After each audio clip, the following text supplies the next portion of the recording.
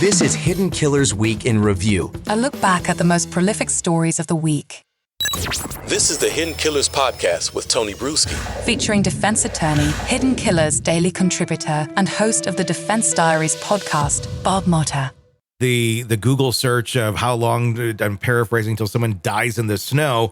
Why would you be searching for that if you didn't know there was someone laying in the snow in your front yard? And I could see it being not necessarily how long till they die, because I can't wait for them to die, but more so like, he's been out there for a long time. Like, he hasn't come back to the door. Like, what's going on? And if you're all drunk and people just pass out and kind of go do their own thing, or he wandered out there after drunk, I'm going to go cool off, because there was the cocktail broken glass out there too. So I don't know. I mean, I grew up in the North too. And, you know, there's plenty of times when I was younger, you go outside, you hang out for a little bit.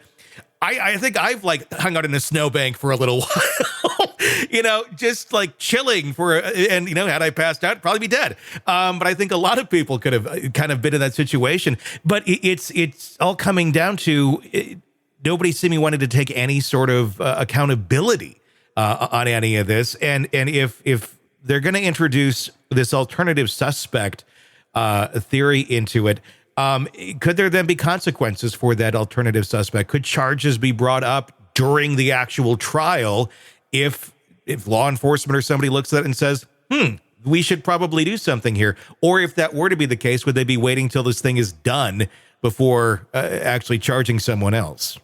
No, they'd 100% wait until like there's no way they could bring charges like in the middle of the trial. Mm-hmm. They'll wait. If she's acquitted, then the question becomes, all right, well, because like, or is everybody involved? Oh, yeah, right. I mean, the problem is that they didn't do the investigation. Mm-hmm. They never went into that house. Like, had they gone into the house, and I'm talking about law enforcement.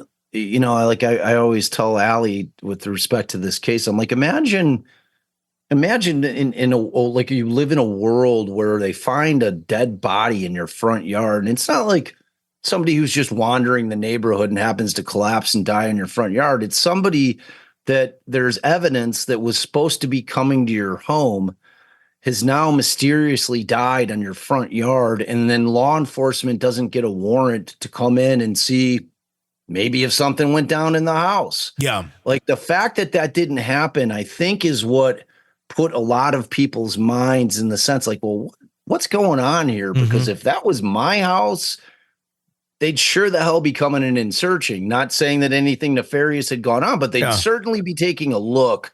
And I think the fact that didn't happen may preclude them from moving on a case. I mean, prosecutors are not in the business of bringing cases to trial that they're going to lose. Yeah. You know, and if they've taken a beating on Karen Reed, are they going to be willing to move forward? Now, the other option is that we know that the feds have done an investigation of their own into the lack of investigation done by law enforcement. Like, maybe there's enough there for the feds to move on it if the state won't move on it. So that's always an option as well. Well, another thing that's really interesting about that is if this officer had died at another house in front of somebody else's house that wasn't filled with other law enforcement officers, that would be swarming with police. I mean, because you just see it. They get in, the investigations get a little more deep when it's one of their own that is dead. It doesn't go opposite. It doesn't go backwards where we're not going to look into this at all. Why? Like, there were so many clear things they could have done. It wasn't like, oh, we didn't even think of doing that. It's like Ring doorbell cameras. They're everywhere. Not even going to look at that. Those are the things that just don't make any sense in this case. And that's still not to say that Karen Reed couldn't have accidentally backed up into him and killed him. But but the lack of the investigation is, I don't know if the thought was, well, we're going to protect her too, or what the thought was. And it all just ends up crumbling in front of them because so much does not make sense about any of that. 100%, man. And that's exactly what I'm saying, man. Like, had that investigation taken place, our minds aren't going to the dark places. Like, is this a cover up? Is this like a bunch of cops in there and this is their buddies saying, you know what, look, Karen dropped them off. You know, we'll just say that she bumped them. And like, you know, and it's like, when they upped the charges to, out of like a manslaughter type charge into a homicide charge, like I think that they overcharged her. Yeah. Like they would have kept it in a, like kind of in the world of like manslaughter where there's not really intent, then like maybe we're not looking at the same thing. But when they came back and they had upped the charges, and that's the second time that she's arrested, it changed things. And then when the defense gets their theory of the case out there to the public, again, that's what I'm saying. Like, this is unusual because typically we're not hearing this coming up, and heading into trial. Like, this usually comes out at trial and they're dropping bombshells, like, oh my God, it's like they took a calculated risk because they're giving not only the public the heads up of what's to come, but more importantly, they're giving the state the heads up of what's to come, because we as defense attorneys, typically, we have no obligation whatsoever to tell the state what our theory of defense is. Obviously, we have to give them witness lists, and if there's evidence we're going to present, we have to turn that over. But in terms of what our theory is, we don't have to tell them anything. So like here and in Delphi, it's that unusual circumstance where they're saying, look, go ahead, run with it. This is what our theory is. Good luck with dealing with it, and how it's going to play out has just got me at the edge of my seat, man. It makes me wonder. I haven't been this excited about a trial for a while. It makes me wonder if it's going to play out kind of like the Nikolai Mew did with the Wisconsin thing, where it was like first degree intentional homicide, but they convicted on a lesser level of reckless homicide, right. Where I wonder if we're going to see Karen I don't know what the state is, if they can do that in that state.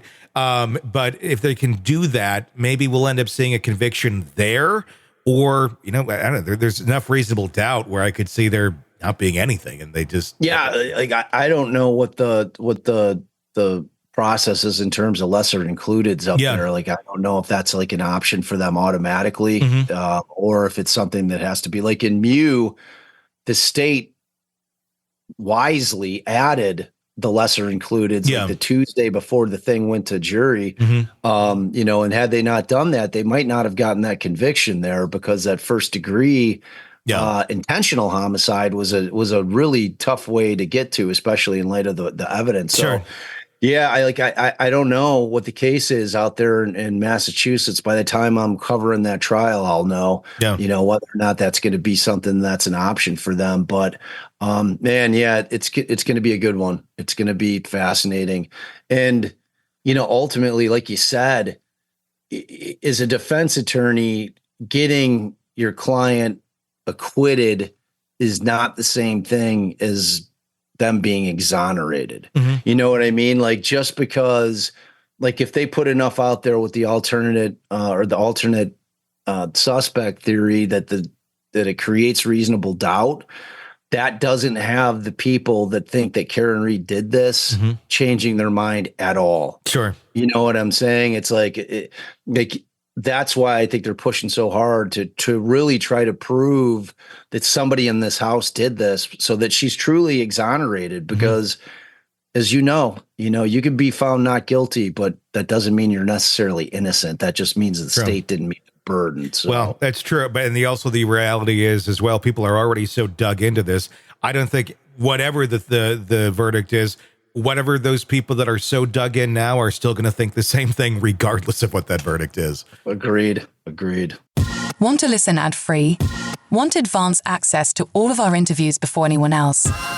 Become a True Crime Today Premium Plus subscriber on Apple Podcasts. You get every episode commercial free, so you can binge on true crime until you can binge no more. Search True Crime Today Premium Plus on Apple Podcasts now, or go to our podcast page and sign up now. More of the Hidden Killers podcast next.